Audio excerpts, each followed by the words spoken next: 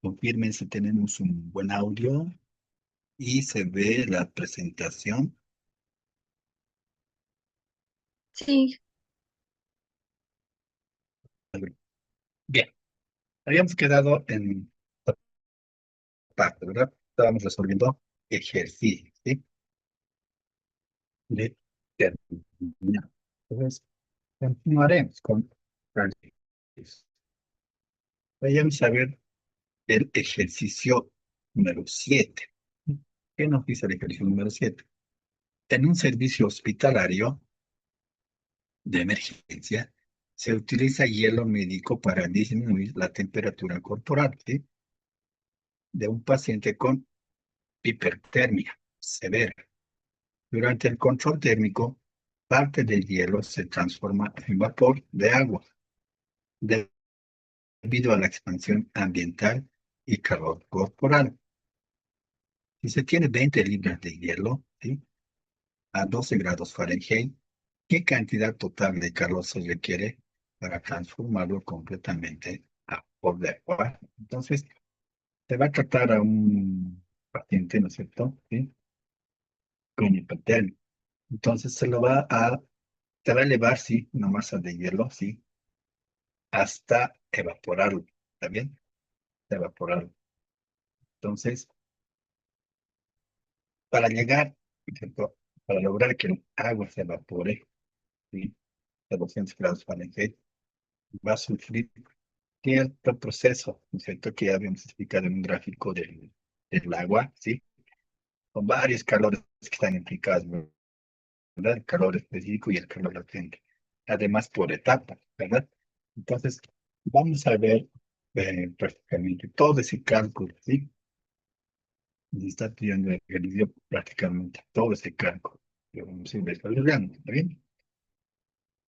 Bien, como datos tenemos que 20 libras de hielo a 12 grados Fahrenheit. Tenemos en el vapor la temperatura de vapor de agua, ¿sí? A 212 Fahrenheit. Bien, para solucionar, ¿sí? La solución, el calor necesario para elevar la temperatura del hielo, su punto de fusión va a estar dado a través de qué, ¿sí? Tenemos hielo, ¿verdad? Masa de agua. Entonces tenemos que elevarlo a su punto de fusión. Como vamos a variar la temperatura, vamos a usar el criterio de calor específico, ¿está bien? ¿Sí? Porque va a haber variación de temperatura. Entonces, a este primer calor, sí, de llevar el hielo hasta que aparezca la primera eh, gota de agua que queremos, entonces, porque la vamos a elevar en temperatura, la vamos a elevar calor 1, bien, sí, calor 1. Va a estar igual a qué? A su masa por su calor específico por la variación de temperatura, ¿verdad? Entonces la masa es igual, nos dan 20 libras, entonces 20 libras de hielo por el calor específico. El calor específico es 0.5 BTUs por libra grados Fahrenheit.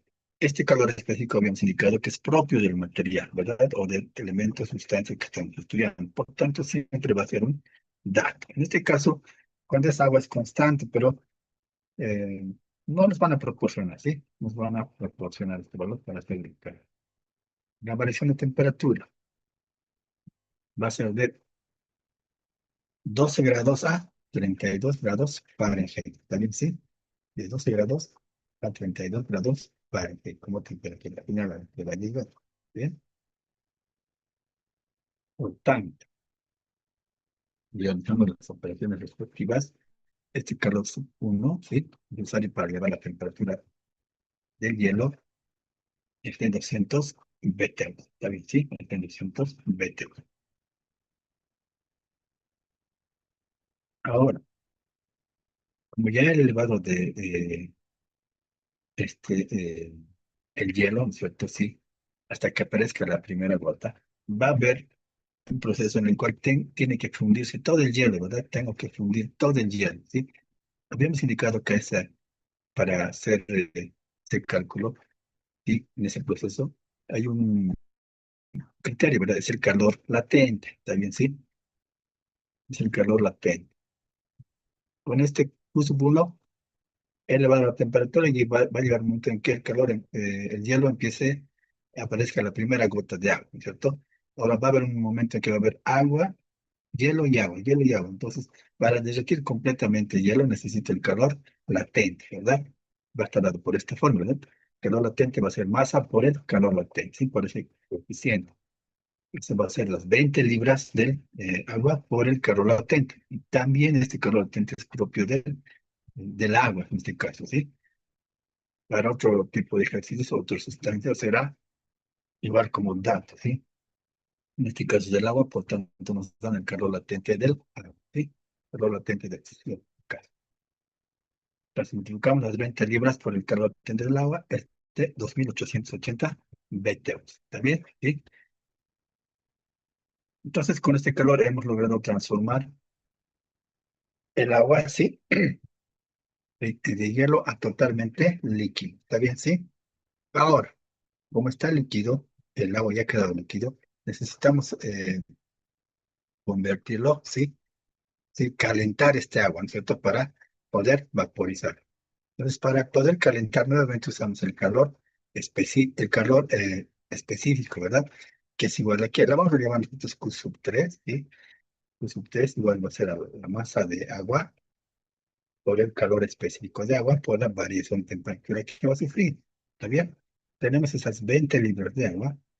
En este caso, para el calor específico de agua es de 1, ¿sí? Un BTU sobre libra grado Fahrenheit. ¿Está bien? Sí, que es propio del agua, que valor.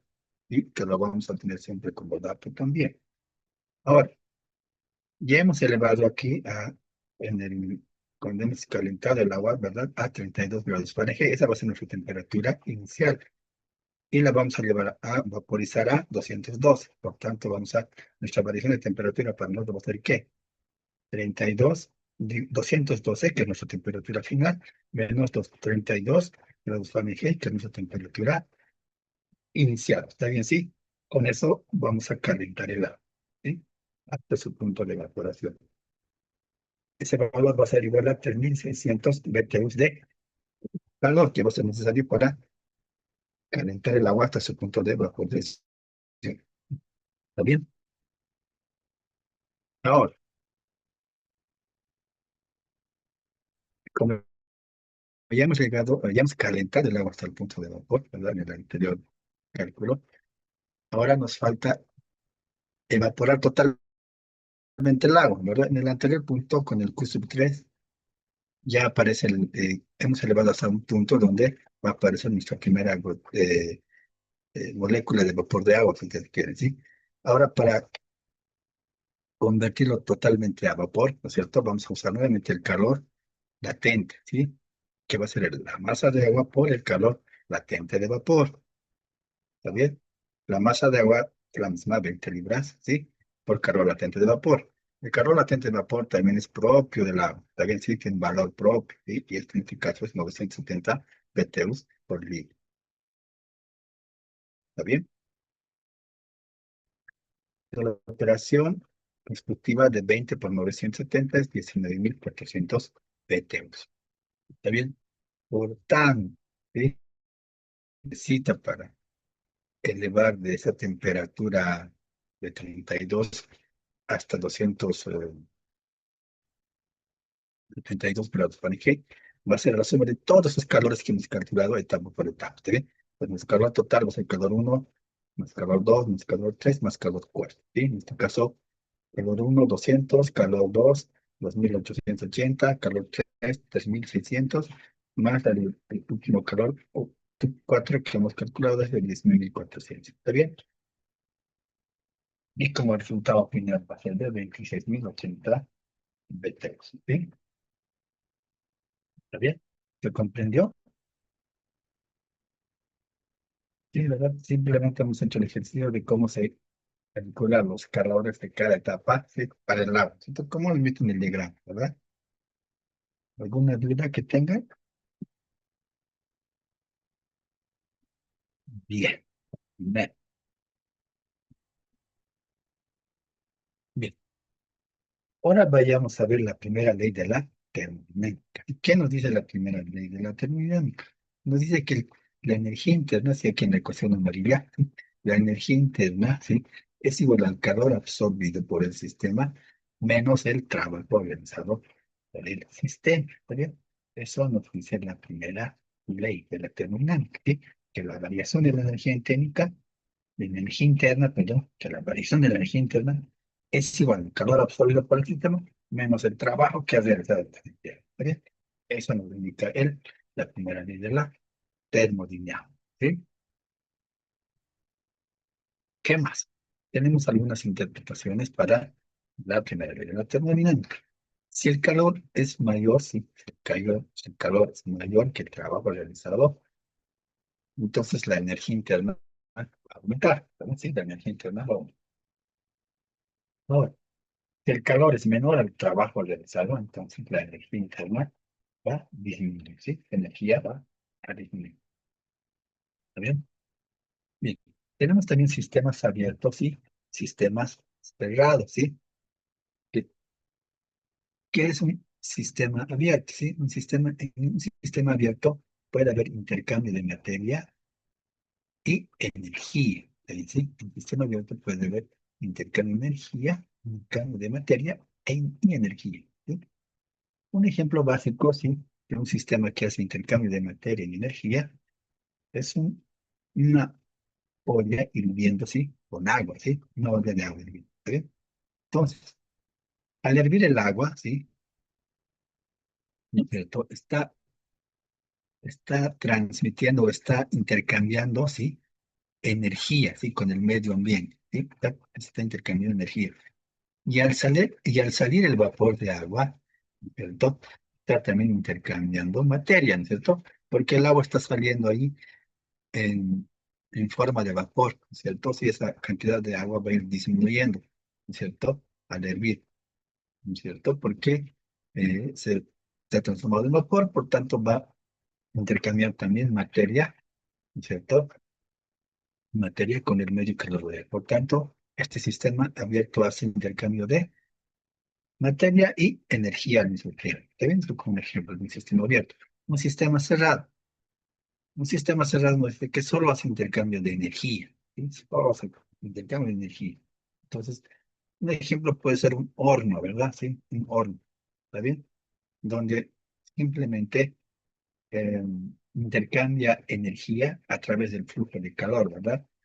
Como el horno está caliente, desde el punto más caliente hasta a otro más frío, ¿no es cierto? Simplemente va a intercambiar energía, ¿sí? Nada más, energía en forma de calor, ¿sí?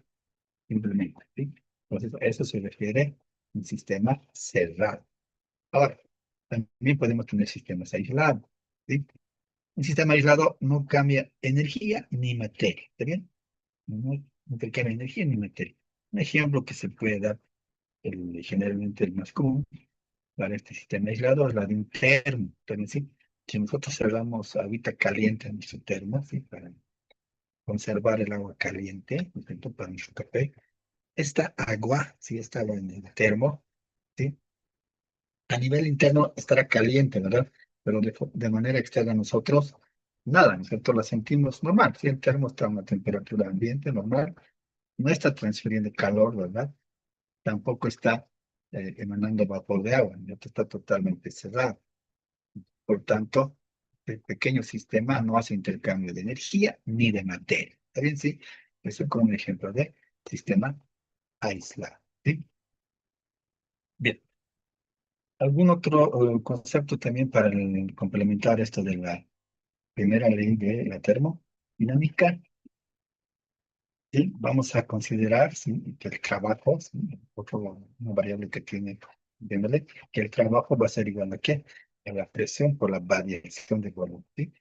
Esta variación de volumen puede ser a causa de la expansión, ¿sí? O de comprensión. ¿Sí? Cuando hace expansión, el trabajo es positivo. ¿Sí? Cuando hace comprensión, el trabajo realizado va a ser negativo. ¿Sí? Esto como complemento a la primera ley de la termodinámica. Bien, ahora, la primera ley de la termodinámica también puede ser un sistema que se realice bajo diferentes condiciones. ¿Está bien? La primera es que puede ser un proceso totalmente isotérmico. ¿Qué quiere decir? que sea un proceso totalmente isotérmico, que la va a realizar a temperatura constante, ¿sí? Si se realiza a temperatura constante, nuestra energía interna va a ser igual a cero. Por tanto, el calor va a ser igual al calor, ¿verdad? Sí. En la ecuación esa amarilla que vemos, esa energía interna la hacemos cero, va a quedar simplemente calor en nuestra barra, ¿verdad? Si despejamos al otro lado, el calor va a ser igual al calor, ¿sí? Ya hemos comentado que la temperatura para el proceso térmico es igual a cero, ¿está bien? También vamos a tener los procesos isobáricos, ¿sí? ¿Qué es un proceso isobárico? Que el proceso se hace realizar a una presión constante, ¿sí? Y cuando se realiza su presión constante, la variación de energía para nosotros, ¿sí? Va a ser igual al calor menos la presión por la variación de volumen, ¿sí? Entonces, a través de esta ecuación vamos a poder calcular la variación de energía. También tenemos procesos isocóricos, que son a volumen constante, ¿sí? Cuando es a volumen constante, el trabajo es igual a cero. Por tanto, la energía interna es igual a, ¿sí? Finalmente, vamos a tener procesos adiabáticos. Cuando un proceso es adiabático, el calor es igual a cero, ¿sí? Si el calor es igual a cero, la energía interna de la ecuación de la energía, de la primera ley, la energía interna va a ser igual a menos al trabajo, ¿sí? Menos el trabajo. ¿Está bien? Eso como casos particulares, ¿sí? Que se pueden dar de acuerdo al proceso que se esté bien, ¿sí? Bien, ahora vayamos a ver un ejercicio, ¿bien? Vayamos a ver un ejercicio. Bien, veamos el ejercicio 8. ¿Qué nos dice? Durante un proceso de electroestimulación terapéutica, el tejido muscular de un paciente absorbe 400 calorías, ¿sí? El tejido muscular de un paciente absorbe 400 calorías de energía térmica procedente del campo eléctrico. Simultáneamente, el músculo realiza un trabajo mecánico, ¿sí? De 80 joules al contraerse y mover una parte del cuerpo. ¿Qué nos pide? ¿Cuál es el aumento de energía interna del tejido muscular durante este proceso? ¿No? Entonces, cabalmente es la aplicación simplemente de la primera ley de la termodinámica, ¿sí? Nos dan un calor, ¿sí? Que absorbe el cuerpo, ¿sí? Del paciente de 400 calorías. Nos da el trabajo que realiza el músculo, ¿sí? Adicionalmente, ¿cierto? Al mismo tiempo de 80 joules, ¿sí? Y bueno, nos dan la conversión de una caloría igual a 4.186 joules, ¿sí? Como la y nos pide calcular la variación de energía interna. ¿No? Aquí la pregunta es cuál es el aumento de energía interna. ¿Sí? Entonces, aplicamos la primera ley de la termodinámica para la producción. Para nosotros, la variación de energía interna, según la primera ley de la termodinámica, es que la energía interna es igual al calor menos el trabajo. Entonces, cabalmente nos proporcionan esos datos que se hecho en el ejercicio. Por lo tanto, los reemplazamos, ¿sí? La energía interna sería igual a ¿qué? El calor que es de 400 calorías, menos el trabajo que es de 80 joules, ¿sí? Pues nos dan joules, por tanto necesitamos convertirlo en calorías, ¿sí? Por tanto, como nos dan el factorcito de conversión, ¿sí? 4.186 joules, ¿sí? Tiene una caloría. Por tanto, entonces, joules con joules se va eliminando, vamos a tener el resultado de 80 calorías, de 80 joules en calorías, ¿no? Por tanto, vamos a poder sumar. Entonces, bien, por tanto, 400 calorías más 80 joules transformados adecuadamente, igual a 380.89 calorías de energía interna. ¿Ven? Eso es lo que me explica este. ¿Sí? ¿Entendió? Sencillo, ¿no ve? ¿Sí? Es ordenar adecuadamente los datos y utilizar la primera ley de la termodinámica adecuadamente. También darse cuenta de la uniformidad de unidades, ¿no es cierto? No podemos sumar calorías con joules, ¿verdad? Ya, ¿entendido? Convertimos a calorías y las empezamos. ¿Está bien?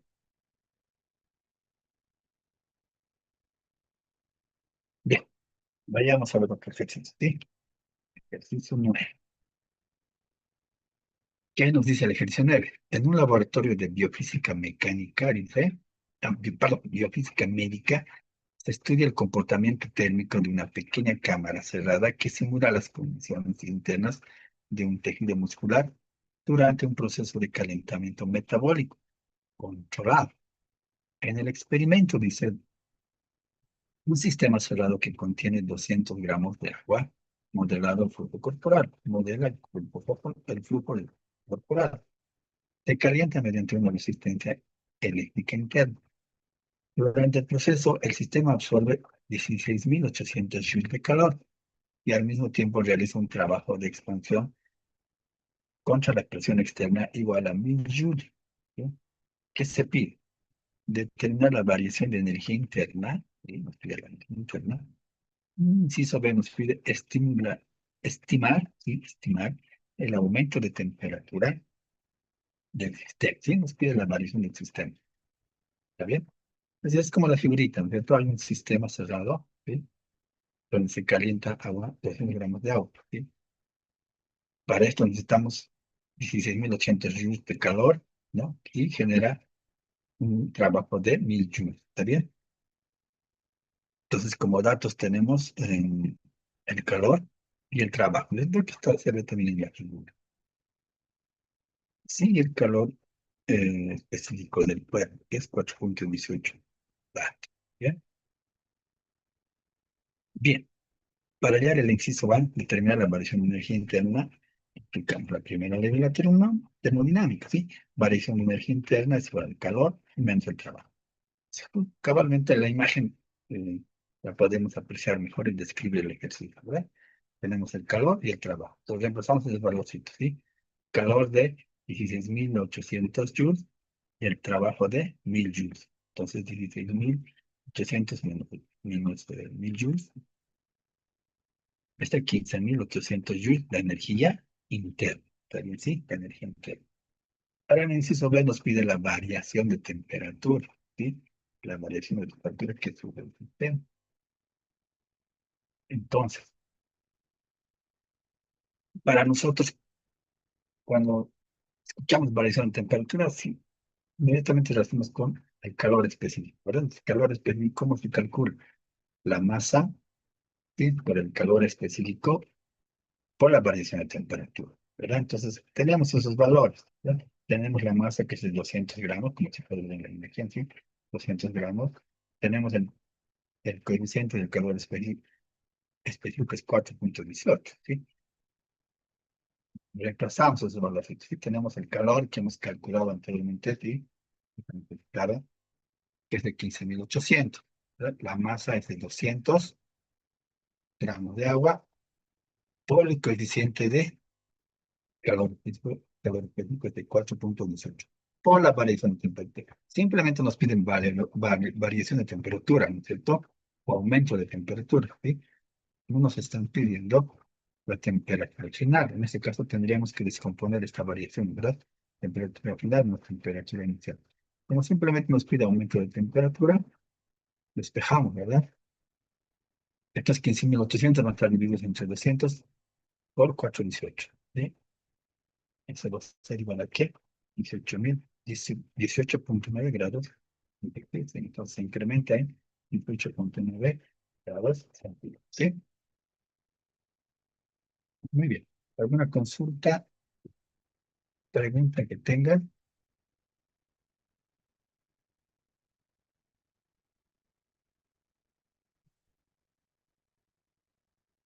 Muy bien. Bien, con eso habríamos concluido nuestro eh, capítulo 8 de termodinámica. ¿Está bien? Ahora vamos a pasar a otro capítulo. Así vamos a pasar a otro capítulo más.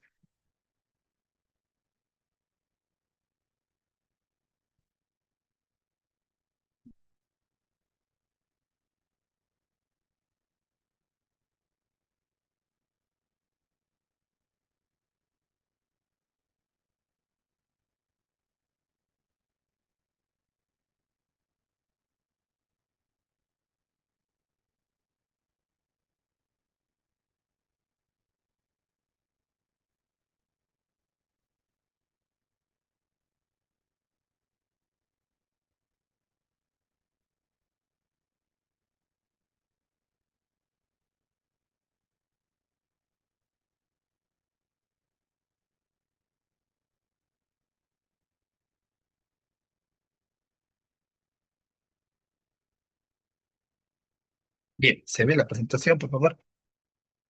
Es el capítulo 9, ondas, ¿sí? El sonido y el oído. ¿Está bien? ¿Se puede ver la presentación, por favor? ¿Sí se ve? Bien, gracias.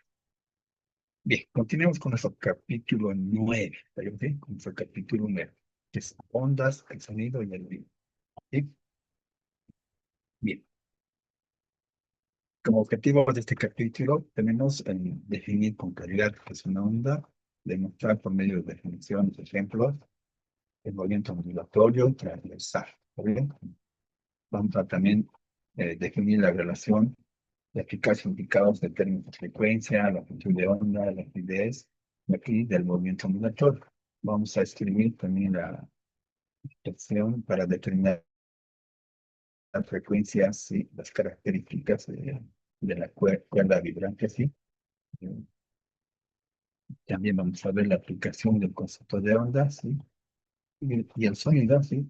En situaciones que sean aplicables a la medicina. ¿Sí? Entonces, para cumplir estos objetivos, ¿cierto? Planteamos este contenido, ¿sí? Un capítulo de introducción.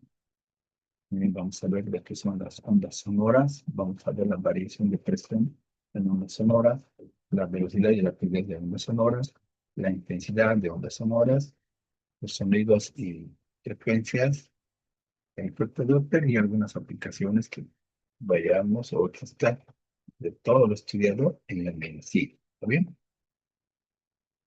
Bien. Entonces, ¿qué es una onda? ¿Sí? Desde que nos despertamos en el transcurso, por todo el transcurso del día, estamos rodeados de ondas, ¿sí? Por ejemplo, las ondas acústicas, las ondas de radio, las ondas de televisión, ¿verdad? ¿Sí? Entonces, a diario estamos con este tipo de ondas. No las podemos ver, pero están rodeándonos. ¿Está bien? También las ondas electromagnéticas, por ejemplo, ¿sí? Las ondas electromagnéticas son aquellas generadas por el rayo de luz, ¿cierto? Sí, el sol, ¿sí? El caso. ¿Está bien? Entonces, igual, pues, estamos rodeados de este tipo de ondas. Asimismo, hay otro tipo de ondas, por ejemplo, las ondas sísmicas. No son a diario, ¿cierto? Son en algunos casos particulares, pero que en algún momento las podemos sentir, ¿sí? O se puede ver, ¿no? Pero con el grado de que vengan, esto puede causar destrozos, ¿no es cierto? ¿Sí? ¿Está bien? Sí, entonces, como ven, estamos rodeados de las ondas a diario, ¿sí? Estamos rodeados de las ondas a diario. Y representación de una onda, ¿sí? Generalmente la forma más sencilla de representar a una onda, ¿sí? Es a través de una cuerda, ¿sí? Como se ve en la imagen 4, ¿sí? A través de una onda de cuerda, ¿sí? Nosotros la sujetamos a un extremo, ¿sí? La fijamos a un extremo y la agitamos, ¿cierto? Va generando justamente de lo que conocemos nosotros, ¿verdad? Sí, por experiencia, ¿sí? Por empirismo, si se quiere, ¿no? Va generando unas ondas, ¿no? Y a estas ondulaciones, ¿no es cierto? Cada una de estas ondulaciones las conoce como pulso, ¿sí? Como pulso, ¿está bien? Como pulso, ¿sí? Lo que nos interesa a nosotros es cómo se va generando estas ondas a través de agitar de otro extremo, ¿sí? ¿Está bien? ¿Sí? A eso nos conocemos como onda, ¿está bien? Entonces, ¿qué es una onda? ¿Sí? ¿Qué nos dice? Las ondas surgen, nos dice, siempre que un sistema es perturbado de su posición de equilibrio y la perturbación puede viajar o propagarse de una región del sistema a otra, ¿sí? Esa es una onda, es como la cuerda, ¿verdad? ¿Sí? Si una cuerda no la agitamos, ¿sí? Está en equilibrio, ¿cierto? No se genera ondas, pero si aplicamos una perturbación, nos dice, o sea, agitamos con la mano, va a ir generando ondas, ¿verdad? De un lugar a otro, ¿verdad? Entonces, desde el extremo donde está la mano hacia la pared, un estático, va a ir generando esa onda particular. ¿Está bien? Sí. Otro ejemplo de onda, ¿sí? El agua, así en el lago, así como se ve en la imagen, si no sufre ninguna perturbación, está totalmente plano, ¿verdad? Sin ningún tipo de viento. Pero si dejamos una piedra, ¿cierto? ¿Sí? Va a generar movimientos, ¿sí? Circulares, ¿verdad? En ondas, igual que se van a ir propagando desde un impacto a la piedra, ¿verdad? Alrededor, ¿cierto? Alrededor, a otro punto, a una distancia. ¿Por qué? Porque ha sufrido una perturbación. ¿Está bien? Entonces, a eso se refiere qué es una onda. ¿Está bien? ¿Sí? ¿Qué es una onda? ¿Sí? Ese concepto de, de- de definición de onda se puede explicar de esa manera. ¿Está bien?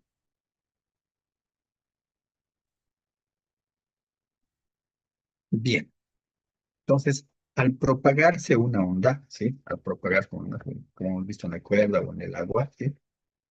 Estas transportan energía, ¿está bien? Pero no materia, ¿sí? Pero no materia. Las ondas que no requieren de medio para propagarse, o sea, para moverse, se denominan ondas electromagnéticas, ¿sí? También se denominan ondas electromagnéticas. Y las ondas que sí requieren un medio para propagarse, ya para moverse, se denominan ondas mecánicas, ¿sí? Un ejemplo de una onda electromagnética que no requiere un medio para transformarse son las ondas que generan la luz del sol de la superficie terrestre, ¿está bien? Esas se transportan en el vacío, ¿sí? No requiere un medio para transportarse, ¿está bien? Por eso se las conoce como ondas electromagnéticas, ¿sí? En cambio, las ondas que requieren un medio para propagarse, ¿sí? Por ejemplo, son las denominamos ondas mecánicas, ¿sí? La energía de las ondas sísmicas, ¿sí? Que pueden desquebrajar la catarata de la estrés, ¿sí? ¿Sí? Esas sí necesitan un medio para transportarse. Así como ven en la imagen, la verdad, ¿está bien? Necesita todo espacio al interior, ¿sí? Antes que llegue a la superficie, nosotros se transporten por ahí. Nosotros no sentimos el el terremoto, ¿verdad? El temblor, ¿verdad? No lo sentimos. ¿Cuándo lo sentimos? ¿Sí? ¿Cuándo sentimos? Cuando la primera onda en propagarse, ¿sí? Toca la superficie terrestre, recién la sentimos, ¿verdad? ¿Sí? ¿Sí? Como ven en la imagen, ¿sí? Que va propagando, ¿verdad? La primera onda golpea la superficie, recién sentimos, ¿eh? Temblor, terremoto, ¿verdad? Recién, ¿sí? Mientras no sentimos. Entonces, este es el espacio para poderse propagar, ¿está bien?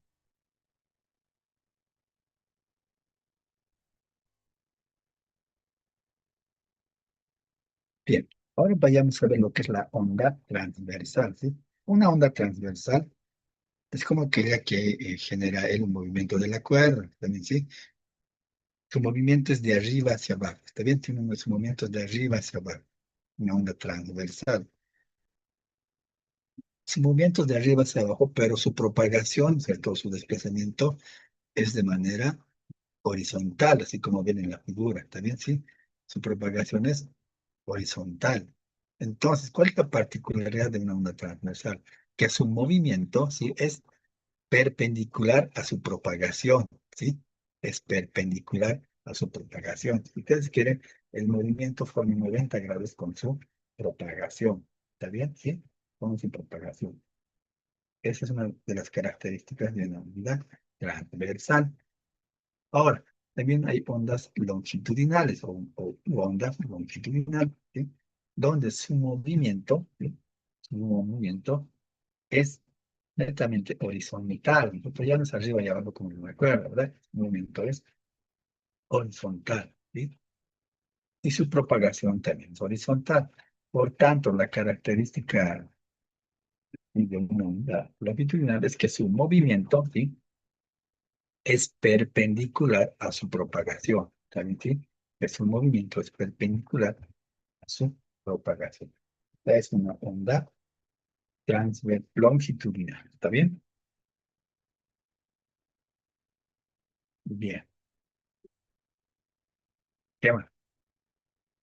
Ahora vamos a ir a ver. algunos elementos de las ondas, ¿está bien? ¿Sí? De las ondas.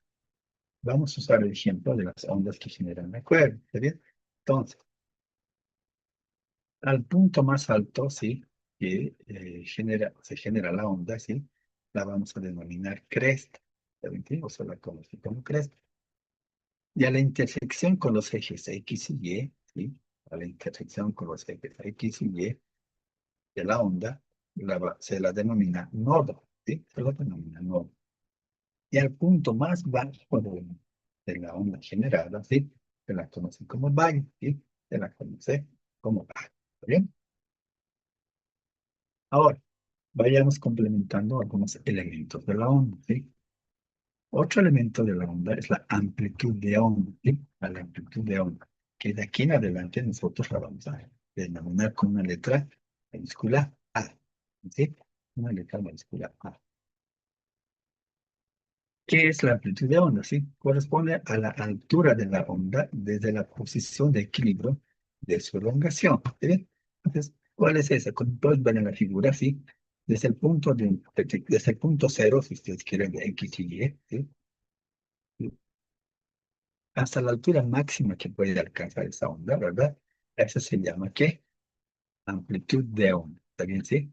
Amplitud de onda. Ustedes quieren hacia la cresta de la onda, ¿verdad? ¿Sí? Hacia la cresta de la onda. ¿Sí? Esto se le conoce como amplitud de onda. Y esta amplitud de onda, ¿sí? En la parte inferior, ustedes ven nuestras melodías, las vamos a medir en qué? En metros. También se puede medir en centímetros. Es una, sus unidades son de longitud. Puede estar en metros, en centímetros, ¿verdad? ¿Sí? Esa es una amplitud de onda. ¿Sí? También tenemos otro elemento que es la longitud de onda, ¿sí? La longitud de onda. ¿Qué es la longitud de onda? Es la distancia entre dos partículas cualesquiera que estén en una fase. ¿Qué significa eso? En nuestra onda generada, así como ven en la imagen, ¿sí? Esta onda generada, ¿dónde se inicia? En los X y, ¿verdad? En el punto cero. Entonces, se va formando la onda, ¿no es cierto? Hace un ciclo, si ustedes quieren. Y cuando llegue nuevamente a intersectar en el eje X, nuevamente va a iniciar una nueva onda con la misma característica, ¿verdad? Con la misma forma, si ustedes quieren. Entonces, desde que se inicia, ¿no es cierto? Hasta que se vuelve a iniciar a esa distancia, ¿sí? Esa distancia se la conoce como longitud de onda, ¿sí? A esa distancia se la conoce como longitud de onda, ¿sí? Esta longitud de onda la vamos a medir ¿en qué? En metro, ¿está bien? Igual, ¿sí? También se puede medir en centímetros, ¿está bien? Entonces, para nosotros, de aquí adelante, esta longitud de onda, lo vamos a denominar con lambda, ¿sí? En lambda, ¿no? Longitud de onda. Otra variable que también tenemos es el periodo, ¿sí? El periodo. ¿Qué es el periodo? El periodo es el tiempo que demora la onda para completar un ciclo, ¿sí? Para completar un ciclo. Entonces, ¿qué es un ciclo? Habíamos indicado desde que se inicia en la onda, desde que se genera, ¿no es cierto? Y en el punto cero, entre X y Y, hasta que se intersecta nuevamente con el eje X, ¿sí? Va a generar otra onda, ¿sí? Entonces ahí genera un ciclo, ¿está bien? ¿Sí? Desde que se inicia hasta que nuevamente vuelve la onda al eje X y va a volver a generar la onda con las mismas características, ¿no es cierto? A eso se le conoce un ciclo, ¿está bien? ¿Sí? Como un ciclo.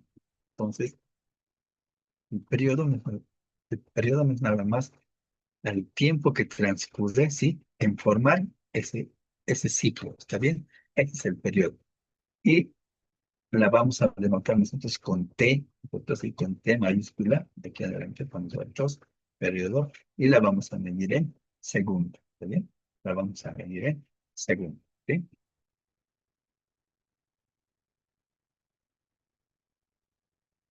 También tenemos la variable frecuencia, ¿sí? La variable frecuencia. ¿Qué es frecuencia? Frecuencia es el número de ondas que pasan por un punto determinado en unidades de tiempo. Generalmente la frecuencia es la inversa o conocida como la inversa del periodo. Como es inversa, para nosotros la frecuencia la vamos a denominar con esta letra F minúscula, ¿está bien? Frecuencia va a ser igual que 1 entre periodo, ¿sí? Como el inverso del periodo. También se la conoce así. Aquí es igual al número de ondas entre tiempo, ¿está bien? Entonces, como es 1 entre t, va a ser 1 entre segundos, ¿verdad? ¿Sí? O sea, esa relación, ¿sí? En la parte inferior de la tutela, ¿sí? Esa relación entre 1 entre segundos, ¿sí? Ese conjunto, ese valor, se le conoce como hertz, ¿está bien? Entonces, la frecuencia la vamos a medir en hertz, ¿sí? ¿Está bien? Muy bien. Ahora vayamos a ver lo que es la rapidez de propagación, ¿está bien? La rapidez de propagación. La rapidez de propagación no es nada más la medida, ¿sí? La velocidad de la onda, ¿sí? La velocidad de propagación de la onda. Es, a eso se lo conoce como rapidez de propagación, ¿sí? La vamos a denotar como V minúscula, ¿sí? A la velocidad de onda, ¿sí? A la velocidad con que se mueve la onda, ¿sí? Esta velocidad de onda, ¿sí? ¿Cómo la vamos a determinar? Lo vamos a determinar a través de la longitud de onda dividido entre el periodo. ¿Está bien? Sí, la longitud de onda dividido entre el periodo. Como es velocidad, la longitud de onda se mide en metros, ¿verdad? El periodo en segundos. Por tanto, la unidad de medida de nuestra velocidad va a ser ¿qué? En metros por segundo. ¿Sí? En metros por segundo. Como variantes también se puede medir esta velocidad como longitud de onda por frecuencia. También se puede calcular por esa relación. Entonces, aquí abajo les dice también, ¿sí? En una primera instancia, longitud de onda entre periodos, ¿sí? También se puede calcular a través de longitud de onda por frecuencia, ¿sí? Hay que ser inverso, ¿verdad? 1 entre t vendría a ser frecuencia. Podríamos calcular también como con esa relación. ¿Está bien? ¿Qué más? También tenemos otro elemento de la onda que es la frecuencia angular, ¿sí? La frecuencia angular no es nada más que el número de ángulos respecto del tiempo, ¿sí? Respecto del tiempo. Entonces, ¿cómo la vamos a determinar o cómo generalmente se representa? Así a través de la letra omega, que viene siendo la otra omega. Y para fines de cálculo, el número de ángulos la vamos a determinar por 2 veces pi. ¿Está bien? ¿Sí? Por 2 veces pi. Y el tiempo en periodos. ¿Está bien? ¿Sí? Por el periodo. Entonces, un forma de calcular la frecuencia angular será 2pi dividido entre periodo. Porque también puede ser 2 veces pi por frecuencia, porque es el inverso, ¿verdad? 1 entre t, 1 entre periodo será frecuencia. Entonces se puede calcular por ambas formas, ¿verdad? Ya sea 2 veces pi entre periodo o 2 veces pi por frecuencia. Su unidad de medida, ¿sí? La unidad de medida de la frecuencia angular va a ser radianes según, ¿sí? ¿Sí? La vamos a medir en radianes por segundo. Esta va a ser tu unidad de medida. ¿Está bien? ¿Qué más? Como ven, la onda tiene una descripción particular, ¿verdad? Por tanto, tiene su función matemática, ¿sí? Pues generalmente la función matemática de la onda es una función senoidal, ¿ven? Sí, es una función senoidal que está representada por esta ecuación, ¿está bien? Y es igual a por el seno del ángulo. Ese ángulo será k por x menos w por t. ¿Qué son esos valores? K para nosotros va a ser la amplitud de onda, es decir, la amplitud de onda. K va a ser el número de onda, ¿sí? El número de onda. Y esa W va a ser nuestra frecuencia angular. ¿Bien? Va a ser nuestra frecuencia angular. ¿Sí? Entonces, esa onda similar que se ven en la imagen, ¿sí? Esa onda, esta, un- la forma de la onda similar, se determinada eh, por ese comportamiento. Entonces, en este caso de la función sen. Y nosotros podemos la conoce como una función senoidal. ¿Está bien? ¿Alguna pregunta, consulta hasta acá?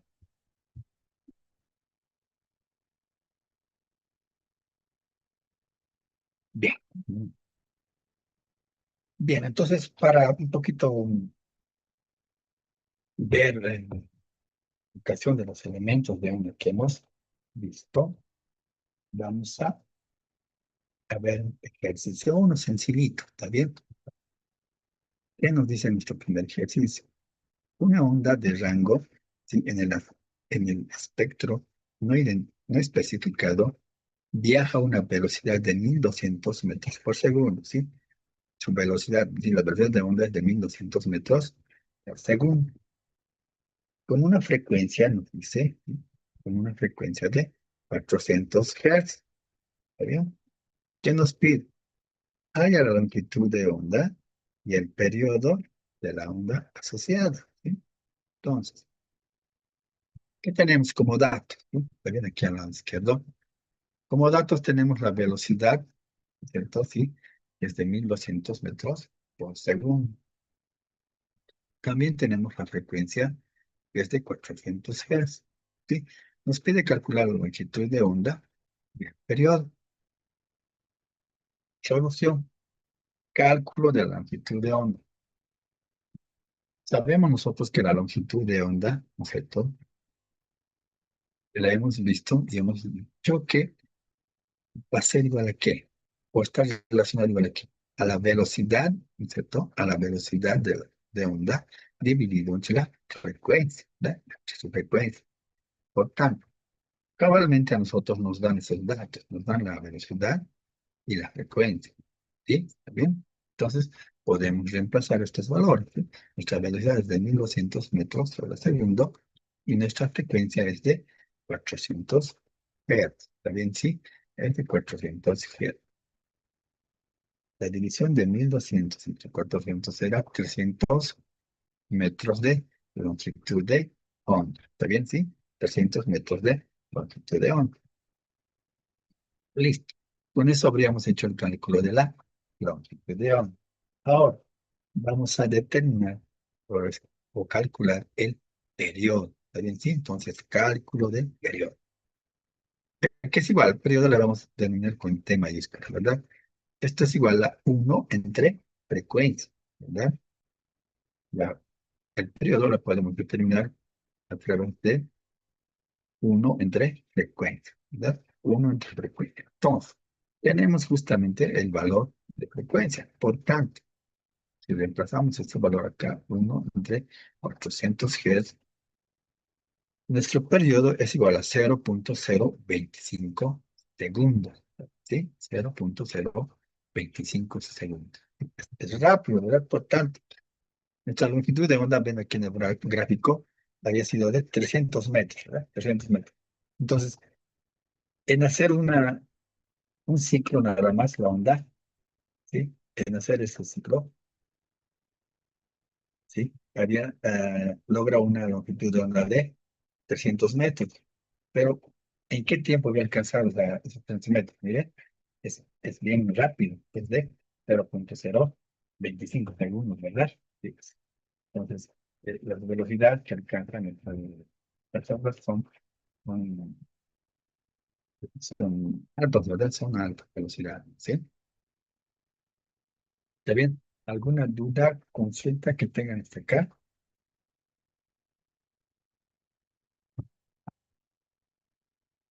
Ah, disculpe, ingeniero. Sí, Am, 1200 entre 400, ¿no sale 3? muy bien. Sí,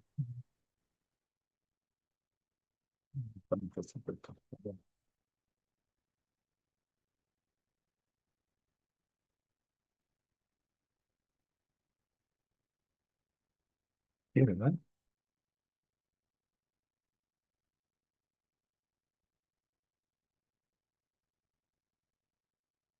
Entonces, sí, es 3, tiene razón. Hay que corregir.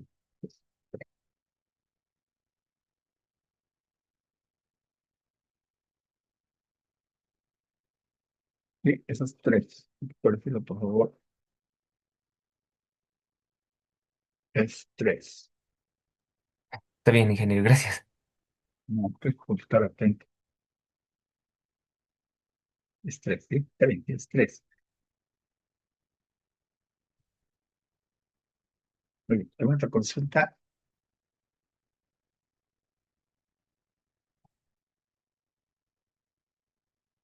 Bien, si no hay una consulta, quedaríamos acá, ¿está bien?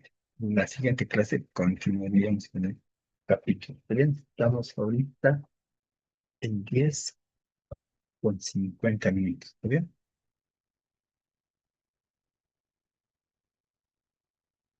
Muy bien. ¿No hay alguna otra duda, una consulta? Nos encontraríamos el día jueves, ¿está bien? Y continuamos con el capítulo.